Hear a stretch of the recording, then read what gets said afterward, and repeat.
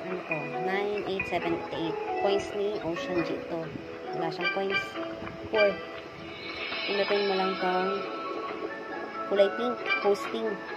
Dahil si Blue Dragon target natin ito. Tapos start hosting. Then, pindot mo tong lock sa taas. Okay? Yan, wait lang natin si Blue Dragon. Yan, yan na. Kailangan maunahan natin tumira. Yan, pindutin mo yan. Para tumitira siya.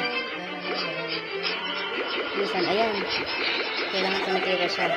Ito hako, itong nakadilaw na to. Dalawa lang yan eh. Kung hindi dilaw, yung white.